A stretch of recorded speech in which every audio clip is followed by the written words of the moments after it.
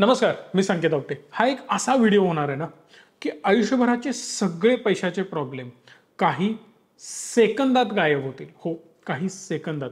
कारण या व्हिडिओच्या दरम्यान कुठे तुम्हाला कोणती गोष्ट कशी क्लिक होईल हे सांगता येणार नाही. मल्टिपल गोष्टी म्युच्युअल फंड बद्दल मी बोलणार आहे. आजच SIP बंद करा. का बोलतोय मी असं? तर त्याची सगळी कारणं मी तुम्हाला व्यवस्थित समजावून सांगणार आहे. का SIP व्यवस्थित वर्क करते, कुठल्या केसमध्ये SIP चांगली वर्क करत नाही, एकदम शांत निवांत सगळं काही हळूहळू व्यवस्थित मी समजावून सांगणार आहे. व्हिडिओ कुठल्याही प्रकारे स्किप करू नका, आधीमध्ये बंद करू नका. गडबडीत असाल आता बंद ठेवा, घरी जाऊन पुन्हा एकदा बघा, शांत चित्तानं सगळं काही समजून घेण्याचा प्रयत्न करा. बरंच काही यामधून क्लॅरिटी तुम्हाला मिळणार आहे. पण हे बनवण्यासाठी, रिसर्च करण्यासाठी एवढी वर्ष मेहनत करतोय. त्यामुळे पहिला लाईक करा. यावरूनच मला कळतं की तुम्हाला कॉन्टेंट आवडतोय आणि हा तुमच्या फायद्याचा आहे. एक एक्झाम्पल देतोय. समजा मला महिन्याला 15,000 ची SIP करायची आहे. 15,000 ची जर मी SIP करत असेन तर मला रिटर्न किती मिळणार? तर हे अवलंबून असतं मार्केटवर. मार्केट जेवढ्या फास्ट परफॉर्म करेल तेवढे चांगली ग्रोथ माझ्या अमाऊंटची होत जाते. सिंपल, बेसिक आणि ब्रॉडर लेवलला एक नॉलेज जर तुम्हाला द्यायचंच झालं तर एक काम करू शकता. आत्ता माझ्याकडे जो फंड आहे ना, तो फंड मार्केटमध्ये टाकणे इम्पॉर्टंट आहे. आता हे का टाकणे इम्पॉर्टंट आहे? जर मी आत्ता पैसे इन्व्हेस्ट केले तर इथून पुढे त्याला वाढण्यासाठी वेळ देणं गरजेचं आहे. अजून करूया, एक एक्झाम्पल म्हणून सांगतोय की आज मी पैसे इन्व्हेस्ट केले, एक 5 वर्षात, 6 वर्षात, 7 वर्षात पैसे डबल होतात. जर मी आत्ता 1,000 इन्व्हेस्ट केले, एक 6 वर्षात किती होणार? डबल होणार असं आपण अज्युम करतोय. तर 1,000चे 2,000 होणार. तर इथं मी 1 लाख इन्व्हेस्ट केले असते तर तिथं 2 लाख झाले असते. पहिल्या केसमध्ये झालं काय? मी फक्त 1,000च गुंतवले. दुसऱ्या व्यक्तीनं 1 लाख गुंतवले. तिसऱ्या व्यक्तीनं 10 लाख गुंतवले, ज्याचे 20 लाख झाले ना. म्हणजे काय? जेवढी चांगली मोठी अमाऊंट जेवढ्या वेळेसाठी इन्व्हेस्टेड ठेवाल तेवढे चांगले रिटर्न आपल्याला जनरेट होत जातात. पण यामध्ये अजून एक कॅच आहे. स्वस्त माल जेवढ्या वेळेला आपण छोटी छोटी अमाऊंट टाकून उचलण्याचा प्रयत्न करू तेवढे चांगले रिटर्न जनरेट होऊ शकतात. आता SIP, म्युच्युअल फंड, आता हा प्रकार काय हे फक्त एका मिनिटात सांगतो बरं का. म्युच्युअल फंड हा एकच प्रकार आहे जिथे आपण पैसे गुंतवतो. SBI, HDFC, ICICI, टाटा अशा वेगवेगळ्या कंपन्या आहेत. या कंपन्या काय करतात? तुमचे पैसे त्यांच्या टीमच्या माध्यमातून गुंतवतात. म्हणजे त्यांना वाटलं हे 100 शेअर्स खूप चांगले आहेत तर ते त्यामध्ये गुंतवतात. गव्हर्नमेंट सिक्युरिटीमध्ये गुंतवतात, गव्हर्नमेंटचे बॉन्ड घेतात, गोल्ड घेतात, सिल्वर घेतात. वेगवेगळ्या प्रोडक्टमध्ये थोडे थोडे पैसे वेगवेगळ्या स्कीमच्या हिशोबाने इन्व्हेस्ट केले जातात. म्हणजे काय? एक्सपर्ट टीम, शेकडो लोकांची तिथं बसले, आपले 1,000 रुपये, 2,000 रुपये, 5,000 मॅनेज करायला. इथंपर्यंत क्लॅरिटी आली की जर त्यांना वाटलं यातून पैसे निघायला पाहिजेत, इकडे इन्व्हेस्ट व्हायला पाहिजेत, इथला पैसा ते काढून घेणार आणि इथे इन्व्हेस्ट करणार. हे बेसिक लॉजिक झालं.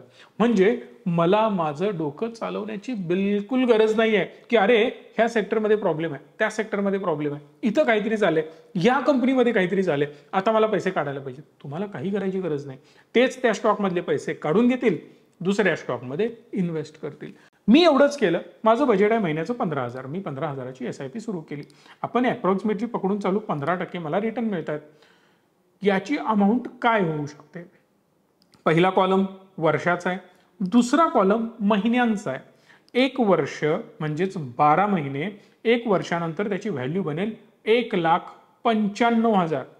5 वर्षानंतर त्याची व्हॅल्यू बनेल 13 लाख रुपये. 10 वर्षानंतर 16 व्हायला पाहिजे, 20 व्हायला पाहिजे. तुम्ही म्हणाल 13चे 26 व्हायला पाहिजे. नाही, 41 लाख रुपये होत आहेत. आता तुम्ही म्हणाल 10 वर्षात 41 होत आहेत तर 20 वर्षात किती व्हायला पाहिजे? 80 व्हायला पाहिजे. बेसिक कॅल्क्युलेशन 82 व्हायला पाहिजे. पण 20 वर्षात त्याची व्हॅल्यू होते अप्रॉक्सिमेटली 2,27,00,000 रुपये. आता इथं काय कळालं की मी जेवढा वेळ थांबतोय, आता मी इमॅजिन करतोय 20चं 40 वर्षांनी काय होणार जर मी 2,27 इन्व्हेस्ट करतोय तर त्याच्या डबल व्हायला पाहिजे, म्हणजेच 4,40 व्हायला पाहिजे. बघूयात 4,40 झालेत का? इथं होतात 47 कोटी रुपये. मारी याच्या म्हणणार तुम्ही 15,000 इन्व्हेस्ट करून 47 कोटी रुपये बनू शकतात का? मला एक गोष्ट सांगा, तुमच्या घरी कोणीही घरातले XYZ व्यक्ती 40 वर्षासाठी एखादी गुंतवणूक तशीच ठेवली आहे का हो तुम्ही? कदाचित तुमची प्रॉपर्टी तशीच ठेवली असेल. मग विचार करा 40 वर्षापूर्वी प्रॉपर्टीचा रेट काय होता आणि आज काय आहे. आपण म्हणतो ना, आजोबांनी प्रॉपर्टी माझ्या 1 एकर शेत खरेदी केलं होतं. आज त्याची व्हॅल्यू तेव्हा 100 रुपयाला घेतलं होतं, आज 1 कोटी रुपये, आज 50 लाख रुपये, आज 10 लाख रुपये. का झाले? लॉंग टर्मसाठी मी त्याला होल्ड केलं. जेवढा वेळ, जेवढा चांगला क्वालिटी ॲसेट तुम्ही होल्ड करताय तेवढे चांगले रिटर्न जनरेट होतात. मग इथं ना 50% मिळायला पाहिजेत, 80% मिळायला पाहिजेत, काही गरज नाही. ॲव्हरेज 12%, 13%, 15%, 10% जरी मिळाले ना तरी सुद्धा आपण मोठी वेल्थ जनरेट करू शकतो. इवन एक एक्झाम्पल मी तुम्हाला सांगतो. आपण 40 वर्षाचा एक्झाम्पल घेतोय, मी याला फक्त मार्क करून ठेवतो. FDला व्याजदर किती चालू आहे? 7%. मी 7% जरी याला रिटर्न कमवले ना 40 वर्षानंतर त्याचे 4 कोटी रुपये ऑलमोस्ट होतात. 3,96,00,000 रुपये. म्हणजे वेल्थ जनरेट करणं खूप काही कठीण नाहीये, फक्त डिसिप्लिन असायला पाहिजे. उद्या उठला, अरे यार मी 1 लाख टाकले होते, 1,10,000 झाले, काढून घेतो. ही जी थॉट प्रोसेस आहे ना, ही ती पहिला बाजूला काढा. जेवढ्या वेळेला तुम्ही निगेटिव्हली बघणार किंवा लगेच क्विक लालच तुमच्याकडे येणार तेवढं तुम्ही फसत जाणार. मोठ्या मोठ्या फॅमिलीज, मोठी मोठी घराणी, मोठे मोठे बिझनेसमॅन जे बनत चाललेत ना त्याच्या मागं एकदम सूक्ष्म निरीक्षण करून कारण शोधण्याचा प्रयत्न करा. पिढीच्या जी लोक मोठी होत चाललेत त्याचं कारण शोधण्याचा प्रयत्न करा की ते लॉंग टर्मसाठी वेल्थ कंपाऊंड करत चाललेत. आपलं काय चुकतं माहिती आहे का? मी कमवलंय ना 10 वर्षांमध्ये एवढं झालं, संपवून टाकू, लगेच एखादा प्लॉट घेऊ, गाडी घेऊ, हे घेऊ, ते घेऊ. नक्कीच घ्यायला पाहिजे. प्रत्येक सुख सुविधा आपल्या दारात असायला पाहिजे. तुमच्या दारामध्ये मर्सिडीज असायला पाहिजे, मोठा बंगला असायला पाहिजे, सगळं असायला पाहिजे. पण ते कधी? योग्य वेळी. ती योग्य वेळ कशी येते? मी एक्झाम्पल तुम्हाला सांगत जातो. समजा मला इथं 15% रिटर्न मिळत आहे. मी आता या इयर वाईज गोष्टी काढून मंथ वाईज थोडंसं याला स्ट्रेच करतो, म्हणजे तुम्हाला प्रत्येक महिना दिसेल. आता काही लोक कमेंट करतील बरं का, हे 15% तुम्ही महिन्याला पकडलेत का? बिलकुल नाही. 15% महिन्याला पकडले तर ऑलमोस्ट 250% वर्षाचे झाले. याचा अर्थ अप्रॉक्सिमेटली इथं पैसे तुमचे डबल ट्रिपल होत जायला पाहिजेत, पण तसे होत नाही आहेत. म्हणजे हे वर्षाचेच रिटर्न आहेत. याला वेगवेगळे फॉर्म्युले लावलेत, फक्त दिसताना तुम्हाला इथं 15 दिसतं. करेक्ट. सो 12 महिन्यात जर तुम्ही कॅल्क्युलेट केलात तर गुंतवणूक किती होते तुमची? अप्रॉक्सिमेटली इथं गुंतवणूक होणार आहे 1,80,00,000 रुपये 12 महिन्याची. पण अजून एक हप्ता आपण ऍड केला यामध्ये, त्यामुळे 1,95,00,000 रुपये इथं तुम्हाला पाहायला मिळत असतील. पण ऍक्च्युअली फक्त 12 महिन्याची गुंतवणूक आहे 1,80,000 रुपये. यामध्ये गेन किती झाला? फक्त याची व्हॅल्यू 1,95 झाली, म्हणजे मला 15,000 रुपये रिटर्न मिळाले. यावरून तुम्हाला काय कळालं की अप्रॉक्सिमेटली 15%च रिटर्न मिळत आहेत. आता पुढे मी तुम्हाला घेऊन जातोय. समजा दिवाळीचा 1,00,000 रुपये तुमच्याकडे बोनस आला. हा 1,00,000 रुपयांचा बोनस ना मी इथं ऍड केला, 1,00,000 रुपये इथं आले, म्हणजे एक्स्ट्रा 1,00,000 रुपये आले. पण त्याच्याबरोबर इथं माझे 15,000ची SIP ती पण जाणार आहे, म्हणजे 1,15,000 इथं ऍड झाले. मी पुढे गेलो, मला वाटलं अरे यार अजून एक 50,000 इथं एक्स्ट्रा आले दुसऱ्या वर्षी. 1,00,000 तर पॉसिबल नाही आहे. मग या केसमध्ये मी काय करणार? 50 आणि 15ची SIP. याचा अर्थ 65,000 माझे इन्व्हेस्ट होणार आहेत. काही दिवसानंतर मला कळालं की अरे यार माझी सॅलरी तर वाढलेली आहे, मी अजून एक्स्ट्रा टाकू शकतो. इथं माझ्याकडे 2,00,000 रुपये आहेत. So you can invest 2,00,000 rupees here. मी तर 2,00,000 टाकले. चौथ्या वर्षी मला कळालं अरे यार इथं माझ्याकडे 3,00,000 रुपये आहेत. तुम्ही इथं 3,00,000 रुपये ऍड करू शकता. असं करत 7व्या वर्षी तुम्हाला कदाचित वाटलं मध्ये आधीमध्ये तुम्ही काय टाकलेलंच नाहीये, 5,00,000 रुपये इकडून तिकडून आले, 5,00,000 रुपये ऍड केले. SIP 15 सुरू आहे बरं का. आता याला वेगळा फॉर्म्युला सांगतो. पगार आपला वाढतो ना, त्याप्रमाणे इन्व्हेस्टमेंट पण वाढायला पाहिजे. 10% पगार वाढला, गुंतवणूक पण 10% वाढवा. याला म्हणतात इन्क्रिमेंटल SIP. जेवढा पैसा आपल्याकडे एक्स्ट्रा येत जातो तेवढा आपण यामध्ये ऍड करत जातो. स्टेप अप SIP टेक्निकल भाषेमध्ये म्हटलं जातं. ही एक गोष्ट झाली. म्हणजे आता 15, पुढच्या महिन्यात 16, त्याच्या पुढच्या महिन्यात 18, असं नाही, ते इयर वाईज वाढत जातं. आता 15 तर 10%, म्हणजे 1,500 रुपये तुमचे पुढच्या वर्षी स्टेप अप होणार, वाढणार. त्याच्यामध्ये 16,500 रुपये जाणार. त्याच्या पुढच्या 1 वर्षानंतर परत 10%ची अमाऊंट आपण वाढवायची. असं करत त्याला स्टेप अप करत जायचं. आपण इमॅजिन करूया 7व्या वर्षी परत काही अमाऊंट आली, मी इथं ऍड केली. 3,00,000 रुपये असतील, मी 3,00,000 ऍड केले. 8व्या वर्षी माझ्याकडे 1,00,000 रुपये आहेत, मी इथं 1,00,000 रुपये ऍड केले. 9व्या वर्षी 5 लाख रुपये आले, मी 5 लाख रुपये ॲड केले. आता मात्र प्रॉब्लेम असा झाला आहे, इथं 50च्या ऐवजी 5 करायला पाहिजे, मी 5 करतोय. प्रॉब्लेम असा झाला ना की पैसे शिल्लक राहत नाहीत, माझी मुलं मोठी झालीत, खर्च वाढलाय, गुंतवणूक मात्र वाढवता येत नाहीये. कदाचित माझं प्लॅनिंग गडबडलंय. आता मुलांची डिग्री आली, तर XYZ गोष्टी आलेल्या आहेत आणि खर्च वाढायला सुरुवात झालेली आहे. सो 10व्या वर्षी अजून एक माझ्याकडे 5 लाख होते, तेवढेच मी ॲड केले. आता गुंतवणूक बंद झाली. 15व्या वर्षी मी तसंच ढकलत जातोय, माझ्या मुलांच्या डिग्री सुरू आहेत, XYZ गोष्टी सुरू आहेत. 15व्या वर्षी याची व्हॅल्यू आहे 1,91,00,000 रुपये. मग 15,000ची SIP तर सुरूच आहे. अनेक 5 वर्ष मी पुढे ढकलत गेलो. मुलांचं शिक्षण आता डिग्रीला ते आले. कदाचित 20 वर्षानंतर मुलांचं पण वय तुमच्या 20 झालं असेल. ॲक्च्युली लग्नानंतर 1-2 वर्षानंतरच मुलं वगैरे होत असतात. त्यामुळं कदाचित तुमचं मुलं आता 18व्या वर्षीचं झालं असेल. या केसमध्ये आता त्याचं शिक्षण आलंय. 10 लाख रुपये एका वर्षात मला आता इथं पाहिजेत. विड्रॉल लावा. 1, 2, 3, 4, 5, 6. 10 लाख रुपये मी ॲट ए टाइम विड्रॉ केले. का तर माझ्या मुलाची एका वर्षाची फी 10 लाख रुपये. असू दे, तो शिक्षण कुठलंही चांगलं घेत असेल. कदाचित तुमचा मुलगा म्हणेल की मला डॉक्टर व्हायचं आहे, पुढच्या वर्षी मला 50 लाख रुपये पाहिजेत किंवा 1 करोड रुपये पाहिजेत. 1, 2, 3, 4, 5, 6, 7. 1 करोड रुपये मी इथं विड्रॉ करतो. याला थोडंसं आपल्याला मोठं करावं लागेल. मी केले 1 कोटी विड्रॉ केले. 4,68,00,000 रुपये साठले होते, त्यातले 1 कोटी विड्रॉ केल्यामुळे ही अमाऊंट झाली. काही प्रॉब्लेम नाही. याच्या पुढे मी अजून जातोय. मला वाटतं पुढच्या वर्षी पण त्याला 1 कोटीची गरज आहे. मी काय करणार, यालाच कॉपी करून इथे पेस्ट करणार. परत 4,30,00,000चे 3,36,00,000 झाले. काही प्रॉब्लेम नाही आहे. 2 कोटी रुपये मी मुलाच्या शिक्षणासाठी खर्च केले. तुम्ही म्हणाल अजून महागलंय, अजून 1 कोटी पुढच्या वर्षी मी खर्च करतो. परत 2,92,00,000 झाले. मी इथं किती कोटीला गेलो होतो, 4 कोटी क्रॉस करून पुढे गेले होतो. पण खर्च वाढत गेला. 3 कोटी रुपये माझा खर्च झाला. काही इश्यू नाही आहे, पण मुलगा माझा सेटल झाला. त्यानंतर माझ्याकडे एवढा पैसा आहे ना, मी इथं गुंतवणूक करणं बंद केली. का बंद करणार, कारण आता मी जॉबही सोडलेला आहे. म्हणजे ही जी SIP होती ती मी इथून पुढे बंद केली. मग प्रत्येकाचा प्लॅन वेगळा असू शकतो. 23व्या वर्षी कोणी सोडेल, कोणी 15 वर्ष करून सोडेल, कोणी 30 वर्ष नोकरी करेल, कोणी 40 वर्ष करेल. That is depend on you. आता मात्र मी इथं विचार करतोय की मुलांचं शिक्षण झालं, सगळं झालं, मी कशाला त्रास करून घेऊ, माझी मुलं सेटल झाली. बंद करतोय मी नोकरी. 20-22व्या वर्षी मी नोकरीला लागलेलो होतो. 23 वर्ष मी इथं नोकरी केली. कदाचित माझं वय आता झालं असेल 45-48, 50ला पोचलोय, बास आहे. 60व्या वर्षी लोक रिटायर होतात, पण मी जरासा विचार करतोय, अरे यार वय जास्त झालं तर बास, किती वर्ष मेहनत करणार आहे, इनफ आहे. सॅलरी किती होती, 50,000. 1 लाख रुपये, 2 लाख रुपये सॅलरी असेल, काही प्रॉब्लेम नाही. मी एक काम करणार, माझं घर चालवण्यासाठी मला 1 लाख रुपये लागतात. आता तुम्ही म्हणाल कमी पडतील, आपण 1.5 लाख करू. 1, 2, 3, 4. 1.5 लाख रुपयांची मी इथं विड्रॉल लावली आणि मी माझं जे काही आयुष्य आहे निवांत जगायला लागलो. 2 वर्षानंतर मला कळालं की आता 1.5 लाख कमी पडालेत, मला 2 लाख रुपये पाहिजे. मी याला 2 लाख रुपये केले. हे ज्यावेळी 2 लाख केले, इथं पण मी खाली याला 2च लाख करणार आहे.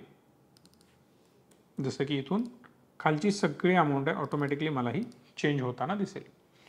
हा एवढा सगळा खर्च करून देखील इथं जर तुम्ही बघितला, माझी अमाऊंट वाढत चालली आहे. 5 कोटी होत आहेत, 5.5 कोटी होत आहेत, 6 कोटी होत आहेत. हे फास्ट वाढण्याचं रिझन तुम्हाला माहिती आहे. 5 कोटीवर जरी मी 10% रिटर्न कमावले तर 50 लाख रुपये कमवतोय. 6 कोटीवर 20% रिटर्न कमावले तर 1,20,00,000 रुपये कमवतोय विदिन 1 इयर. आणि 20% तर इझिली बरेच पोलिओ वाढताना तुम्ही बघितले असते. सो एक मोठी अमाऊंट, कंपाऊंडेड अमाऊंट बनवणं गरजेचं आहे. आता याचे मल्टिपल फायदे होतात बरं का. आणि याच्यामध्ये अजून एक ट्रिक मी तुम्हाला सांगणार आहे की कशा प्रकारे तुम्ही चांगले रिटर्न गेन करू शकता. सिंपल वे आहे की आता माझी अमाऊंट कंपाऊंडेड होऊन मोठी झाली, माझी पूर्ण पुढची पिढी सेटल होते. कशी सेटल होते की त्याला माहित आहे माझ्या वडिलांनी इन्व्हेस्टमेंट करून एवढा मोठा कॉर्पस बनवलाय. सो इन्व्हेस्टमेंटचा डिसिप्लिन हा पुढं पण मेंटेन राहतो. माझ्या घरामध्ये कोणालाही व्यसन नाहीये. चहाचं सुद्धा व्यसन माझ्या वडिलांना नाही ना माझ्या चुलत्यांना. तेच गुण आमच्यामध्ये आले. आजही आम्ही नाही करत. माझ्या घरचे सगळे शाकाहारी आहेत, मी सुद्धा शाकाहारी आहे. का तर ते बघून आपण अनुकरण करत असतो. माझी छोटी मुलगी म्हणते बाबा मला पण बोलायला शिकवा ना, माझा पण व्हिडिओ बनवा ना. का तर त्यांना बघून बघून वाटत असतं की अरे मला पण असंच करायला पाहिजे. जेव्हा मी लहान होतो ना, मी वडिलांना म्हणायचो बाबा मला पण धार काढायला शिकवा ना, मला पण बैल चालवायला शिकवा ना, बैल गाडी चालवायला शिकवा ना, आऊत करायला शिकवा ना. सो मलाही शेतातली सगळी कामं जमतात. का जमतात तर त्यावेळी आम्ही ते करत होतो लहान असताना. सेम गोष्ट जे तुम्ही करताय ते तुमची पिढी पण करत जाते. आता याचं प्लॅनिंग अजून थोडंसं ट्विस्ट यामध्ये येऊ शकतो.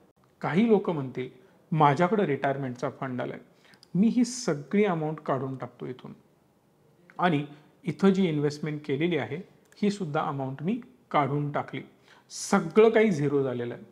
आता वेगळी कॅटेगरी येते. ही कॅटेगरी मला काय म्हणते, सर 1 करोड रुपये रिटायरमेंटचे आलेत, 50 लाख रुपये रिटायरमेंटचे आलेत, 2 करोड रुपये आत्ता माझ्याकडे आलेत, एखादी प्रॉपर्टी मी सेल केली, तो पैसा आलाय, तो पैसा मी प्रॉपर्टीमध्ये इन्व्हेस्ट करतो. ही गोष्ट डोक्यातनं पहिला काढून टाका. या चुका जर तुम्ही करत असाल ना, आयुष्यात कधीही तुम्ही चांगल्या लेवलला अपग्रेड करू शकणार नाही. आता याचं कारण मी तुम्हाला समजावून सांगतो. मिडल क्लास लोक चुकतात कुठे मी सांगतोय. मिडल क्लास लोक वरून खाली येतात, अजून अजून अजून खाली. आता बरेच लोक मिडल क्लास राहिलेले नाहीत. मेजर जी 10 वर्षापूर्वी मिडल क्लासची फळी होती ना, ती लोअर मिडल क्लासमध्ये कन्वर्ट झाली. याचं रिझन तुम्हाला माहिती आहे, कारण ते त्यांच्या पैशाला कंपाऊंड करू शकले नाहीत, चक्रवाढ व्याजाप्रमाणे वाढवू शकले नाहीत. महागाई कितीने वाढते माहिती आहे? फूड इन्फ्लेशन, फूडची महागाई, खाण्यापिण्याची महागाई ही आहे 10.5%. म्हणजे अन्न वस्त्र निवारा 3च गोष्टी महत्वाच्या आहेत ना. त्यातलं अन्न तुमचं दर वर्षानं महाग होतंय 10.5-11%. म्हणजे काय, आज मी जे जेवणाचं ताट खातोय ना त्याची व्हॅल्यू उदाहरणार्थ 100 रुपये, पुढच्या वर्षी त्याची व्हॅल्यू 110 रुपये होणार आहे. मग हे कशामुळं? प्रत्येक इन्ग्रेडियंटची व्हॅल्यू वाढत चालली आहे. तांदळाची प्राइस वाढते, गहूची प्राइस वाढते, तेलाची प्राइस वाढते. तेलाची प्राइस 11-12% वाढते. आपण एखाद्या हॉस्पिटलमध्ये ऍडमिट होतो, त्याचं इन्फ्लेशन आहे 14%. आज एका ऑपरेशनचा खर्च जर 1 लाख रुपये आहे ना, तर 1 वर्षानंतर तोच खर्च माझा 1,14,000 येणार आहे सेम ऑपरेशनचा. ही महागाई वाढते. फळभाज्यांची महागाई तुम्हाला माहिती आहे, 25% फळभाज्या महागड्या आहेत. टोमॅटो 161% रिसेंट इन्फ्लेशन जर बघितलं तर. पण हे सस्टेनेबल नाही आहे. पण ॲव्हरेज जर फूड इन्फ्लेशन बघितलं तर 10-11%. ॲव्हरेज महागाई आपली 10-12% वाढते. आणि जर मला रिटर्न त्याच्यापेक्षा कमी मिळत असतील तर मी कधीही महागाईला बीट करून माझी लाईफस्टाईल अपग्रेड करू शकत नाही. म्हणून जे म्हणतो ना आपण की शॉर्ट टर्म साठी एखादा व्यक्ती वर गेला आणि खाली आदळला, का तर तो नखरे करायला लागतो. काय करतो, पैसे आले की लगेच मोठी गाडी घ्यायची, मोठं घर घ्यायचं, अय्याशी दाखवायला सुरू करायची. इथं आपण फसतो. कधी करायचं, जेव्हा मोठा कॉर्पस होतो त्यावेळी ह्या सगळ्या गोष्टी करायच्या. मी काय करू शकतो, 2 कोटी आलेत किंवा 1 कोटी आलेत, 1 2 3 4 5 6 7 शून्य दिल्या, 1 कोटी मला इथं आलेले क्लिअरली दिसत आहेत. आता मला समजा 15% रिटर्न मिळतात. पण माझं ना आजच्या हिशोबाने, आजच्या रिटायरमेंटला ऑलमोस्ट बऱ्याच लोकांकडे 1 कोटी असतात किंवा जमिनीचे व्यवहार झालेले असतात. एखाद्या जमिनीचे व्यवहार झाल्यानंतर 2 कोटी 3 कोटी आले. बरेच माझे असे क्लायंट आहेत, सर 2 कोटी रुपये जमिनीचे आलेले आहेत, आता मी काय करतो याची परत जमीन घेतो. मग जमिनीची जमीन घेतली किंवा एखादा फ्लॅट घेतला, एखादी कमर्शियल प्रॉपर्टी घेतो, सर रेंट खूप चांगला येतो. 2 कोटीची प्रॉपर्टी घेऊन त्यांना काय वाटतं 1 लाख रुपये सर रेंट येणार आहे. सर मान्य आहे ना, 1 लाख रुपये जरी तुम्हाला रेंट आला तो जीएसटी इन्क्लुडेड असतो, तो तुम्हाला भरायला पाहिजे. आलेल्या कमाईवर टॅक्स भरायला पाहिजे. हातात शिल्लक किती राहणार इफेक्टिव्हली 50,000. 18% जीएसटी गेला, 30% टॅक्स गेला, ऑलमोस्ट 50% गायब झाले. बरं ते जाऊ दे. तरी सुद्धा भले तुम्हाला 3 कोटीच्या प्रॉपर्टीला समजा 1 लाख रुपये रेंट मिळतोय, 1 लाख रुपये प्रमाणे 12 महिन्याचे 12 लाख रुपये झाले. 3 कोटी रुपयावर 12 लाख म्हणजे किती टक्के कमवले साहेब, हे बघणं सुद्धा गरजेचं आहे. ऑलमोस्ट 3%. म्हणजे इल्ड किती आला, रिटर्न किती आले, ROI किती आला, फक्त आणि फक्त 3%. मग 3% तिथून कमवण्यापेक्षा एफडी केलेली काय वाईट, 7% तरी मला रिटर्न मिळतील. सो सांगण्याचा मुद्दा एवढाच आहे की जी गुंतवणूक करतोय त्याच्यावर रिटर्न ऑन इन्व्हेस्टमेंट ROI काय असेल हे विचार करणं प्रचंड गरजेचं आहे. सो पहिला काय करायचं, तो विचार करायचा आणि त्यानंतर डिसिजन घ्यायचा की मला पुढं काय करायचं आहे. तेच समजा मी इथं 3 कोटीचं उदाहरण देतो. 3 कोटी जर मी इथं इन्व्हेस्ट केले आणि आपण म्हणत होतो 1 लाख रुपये मला मिळणार आहेत, मी म्हणतो 1 लाख सोडा, 3 लाख रुपये विड्रॉ करा किंवा 2.5 लाख रुपये विड्रॉ करा. यानं होणार काय आहे की जी अमाऊंट तुम्ही आता विड्रॉ करताय ती त्याच्यापेक्षा 1.5 पटीनं जास्त आहे. करेक्ट आहे हे तर. मी हे दर महिन्याला 2.5 लाख रुपयांची SWP लावली, सिस्टमॅटिक विड्रॉ प्लॅन. कसं हवं तसं घर आपण चालवू शकतो 2.5 लाखावर. कितीही पैसा, म्हणजे आता तुम्ही इमॅजिन करा 2.5 लाख रुपये कोल्हापूर सारख्या ठिकाणी रोज मी 5 स्टारमध्ये जेवायला जरी गेलो तरी हा पैसा संपणार नाही. पूर्ण फॅमिली घेऊन 2.5 लाख रुपये, ह्यूज अमाऊंट. चांगली लाईफस्टाईल आपण जगू शकतो. आता आपण जेव्हा ऍक्टिव्ह असतो, जॉब करत असतो, बिझनेस करत असतो, कपड्यांचा खर्च असतो, राहणीमान खर्च असतो, येणं जाणं फिरणं, सारखं पेट्रोल डिझेलचा खर्च असतो. पण ज्यावेळी मी घरात बसून 2.5 लाख रुपये घेणार आहे, काय करणार आहे? एखादी ट्रिप करेन, महिन्याला फिरून येईन, मूवीज बघायला 2-4 वेळेला जाईन, प्रत्येक आठवड्यातून 2 वेळेला जरी गेलो तरी 10 वेळेला मूवी बघेन. याच्यापेक्षा जास्त काय होणार आहे? खर्च करून करून करणार कुठे, हा प्रश्न निर्माण होतो. सो 2.5 लाख रुपये भले मी विड्रॉल घेतोय तरी सुद्धा 10 वर्षांनंतर प्रत्येक वर्षी 2.5 लाख घेऊनही 6.5 कोटी रुपयाची व्हॅल्यू माझ्या या 3 कोटीची बनलेली असते. अगदी याच्यासारखंच माझ्याकडे 1 कोटी आलेत ना, काही हरकत नाही, पण 1 कोटीला 2.5 लाखाची विड्रॉल लावली तर काय होतं ते सुद्धा बघा ना.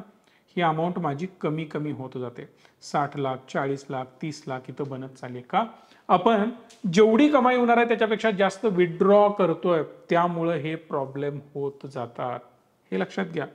जवळपास 5 वर्षांनी मी सगळं काही संपवतो. इथं माझे अमाऊंट कंसात आलेत, म्हणजे मायनस होत गेले. का? तर मी विड्रॉल जास्त करतोय. जसं म्हणतो ना आपण, अंगापेक्षा भोंगा मोठा, तशी अवस्था झाली. मी समजा इथे 70,000ची विड्रॉल लावली, काही प्रॉब्लेम नाही. 12-84, ऑलमोस्ट 8,40,000ची मी विड्रॉल करतो एका वर्षांमध्ये. लेजिटिमेट आहे, काही प्रॉब्लेम नाही. माझी जी 1 कोटीची व्हॅल्यू आहे ना, ती वाढत जाताना दिसते. समजा 3 वर्ष झाली, 4 वर्ष झाली, 4 वर्षानंतर किंवा 5व्या वर्षी मी डिसिजन घेतला की साहेब लाईफस्टाईल जरा अपग्रेड करायला पाहिजे. करू शकता. इथं मी 1 लाख रुपयाची विड्रॉल घ्यायला सुरुवात केली. कधीपासून? 5व्या वर्षीपासून. चला अनेक 2-3 वर्ष पुढे गेले. 8व्या वर्षी मला वाटलं की इथं 1,25,000ची विड्रॉल मला घ्यायलाच पाहिजे, कारण लाईफस्टाईल मला अपग्रेड करायला पाहिजे. मला मिडल क्लासच्या अजून खाली जायचं नाहीये. मी एन्जॉय करतोय. करू शकता. परत पुढे गेल्यानंतर मला वाटलं इथं मला 5 लाखांची गरज आहे. ॲट अ टाइम विड्रॉ करा. 10 लाख पाहिजेत, ॲट अ टाइम विड्रॉ करा. 25 लाख रुपये जरी तुम्हाला हवे असतील तरी बिंदास्त तुम्ही इथून विड्रॉ करू शकता. काहीही प्रॉब्लेम नाहीये. सो प्लॅन जो आहे ना तो असा बनवायला पाहिजे. मला जेव्हा हवं गरजेला मी काढू शकतो. मी रिटायर्ड पर्सन आहे. 1 कोटी रुपये आलेत. 3-4-5 वर्षांना देव करू असं कधीही संकट तुमच्यावर येऊ नये, पण एखादं आजार पण आलं, 4-5 लाख रुपये पाहिजेत, मी डायरेक्ट यामधनं विड्रॉ करू शकतो. माझं घर तर निवांत चाललंय माझ्या रिटायरमेंटच्या पेशावर. जेव्हा लिक्विड फंडचा पाठीशी एक सपोर्ट असतो, तुम्हाला तो जो कॉन्फिडन्स येतो ना, तो कशातूनही येत नाही. विचार करा, आता तुम्ही ज्या परिस्थितीमध्ये आहात, महिन्याला जी कमाई करताय त्याला गुणिले 25 करा आणि विचार करा तेवढा फंड तुमच्या मागं उभा आहे. महिन्याला तुम्ही आता 1 लाख रुपये कमवताय, 25 लाख रुपये आता तुमच्या पाठीशी आहेत. जबरदस्त कॉन्फिडन्स असतो. समजा तुम्हाला 10,000, 20,000, 25,000 पगार आहे आणि 25-30 लाख रुपये तुम्ही इन्व्हेस्ट केलेत, पाठीशी उभे आहेत तुमच्या. कुठल्याही अडचणीला कसंही तुम्ही सामोरं जाऊ शकता. का? तर पैसा तुमच्या पाठीशी आहे. हां, नो डाऊट एक डायलॉग मी ऐकला होता. आता कुठे ऐकलाय, कसा ऐकलाय, आता तो माझ्या लक्षात नाही, पण त्या डायलॉगचे बोल असे होते की पैसा खुदा तो नहीं, पर हां एक खुदा, पैसा खुदा से कम भी नहीं. म्हणजे काय? पैसा हा देव नाही आहे, पण देवापेक्षा कमी पण नाही आहे. एका कुठल्या मूवीचा डायलॉग होता, आता मला तो आठवत नाही आहे. पण मेजरली आपल्या घरामध्ये येणारे प्रॉब्लेम जे आहेत ना, तुमच्या आयुष्यात समजा 100 प्रॉब्लेम आहेत, त्यातले 50 पेक्षा जास्त प्रॉब्लेम हे पैशामुळे आहेत. हे तुम्ही अनालाइज करून बघा. प्रत्येक जण ब्लेम करत असतो, अरे बाबा तुम्हाला हे दिला नाही. आई म्हणत असते की माझ्या मुलानं माझ्यासाठी हे केलेलं नाही. प्रत्येक गोष्टी तुमची मुलं म्हणणार माझ्या बाबांनी मला हे द्यायला पाहिजे होतं, पत्नी म्हणणार तुम्ही मला हे द्यायला पाहिजे होतं. प्रत्येक प्रॉब्लेम आरून फिरून पैशावर येतो. रिझन बिहाइंड दॅट की आपण त्याचं कधीच चांगलं प्लॅनिंग केलेलं नाही आणि आपल्याला नेहमी वाटतं मी आज कमवले तर आज उडवणार. हा जो माइंडसेट आहे हा बदलायला पाहिजे. आता पुढचा महत्त्वाचा पॉईंट काय येतो तुम्हाला माहिती आहे का, की लोकांची विचारसरणी. आपली विचारसरणी आधीचे विचार काय होते, की जसे पैसे येईल तसे जमीन घेत जायचं. त्यानंतर थोडंसं पैसा आला म्हणजे करन्सी कागदाची आली. आधी करन्सी काय होती, सोनं वापरलं जायचं, नंतर धान्याच्या स्वरूपात देवाणघेवाण व्हायची, नंतर नोटा आल्यानंतर लोकांच्या डोक्यात विचार आला की याची एफडी करूयात. एफडी केल्यानंतर पैसे वाढतात, फिक्स्ड डिपॉझिट. त्यानंतर महागाई वाढायला लागली. महागाई वाढल्यानंतर लोकांच्या डोक्यामध्ये आलं की mutual fund, stock great option आहे. मग आता तिकडे आले. कदाचित 20, 25, 30, 50 वर्षांनी अजून काहीतरी वेगळ्या डोक्यात येईल, पण आता आपल्यासाठी जो बेस्ट ॲसेट क्लास आहे तो हा आहे. लवकरात लवकर आपण यामध्ये सुरुवात करायला पाहिजे. आणि सगळ्यात बेस्ट वे कधी असतो माहिती आहे, जेव्हा मार्केट डाऊन असतं तेव्हा त्यात पैसे ऍड करायचे असतात. खूप चांगले रिटर्न मिळतात. तुम्हाला जर ते जाणून घ्यायचं असेल की SIP चालू करून मार्केट खाली असताना कशी गुंतवणूक करायची आणि जास्त रिटर्न कमवायचे, ते पण मी तुम्हाला सांगू शकतो. कमेंट करा पार्ट 2. जर तुम्ही याला पार्ट 2 म्हणून कमेंट केला तर डेफिनेटली मी तो व्हिडिओ लवकरच बनवेन. आणि आशा करतोय सगळ्या शंका क्लिअर झाल्या असतील.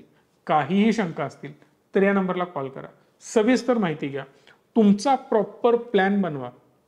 असं नको की सर मला 10,000ची SIP करायची, मजा नाही आहे. फायनान्शियल प्लॅनिंग करा. एक रुपया कुठून येतोय, एक रुपया कुठं जातोय, किती सेव्हिंग होतं, कुठंपर्यंत पोहोचायचंय, 1 कोटी 2 कोटी 5 कोटी 10 कोटी फोलिओ किती मोठा बनवायचा आहे हे पहिला डिसाईड करा आणि त्यानंतर गुंतवणूक करा. असंच जर गुंतवणूक केला ना काहीतरी रॅन्डम अमाऊंट, काहीच फायदा होणार नाही. ना तुम्ही त्या गोलपर्यंत पोहोचू शकणार, ना मोठ्या लेवलला जाऊ शकणार.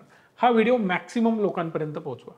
प्रत्येकाकडे हा व्हिडिओ जायला पाहिजे. मग व्हॉट्सअप थ्रू करा किंवा इतर कुठल्याही सोशल मीडियाच्या माध्यमातून करा, शेअर बटनवर क्लिक करून, कारण अशी इन्फॉर्मेशन त्यांच्यापर्यंत पण पोहोचायला पाहिजे. आणि प्रत्येकाला गुंतवणुकीचं महत्त्व काय आहे, कशा प्रकारे आपण प्लॅनिंग करू शकतो हे समजायला पाहिजे.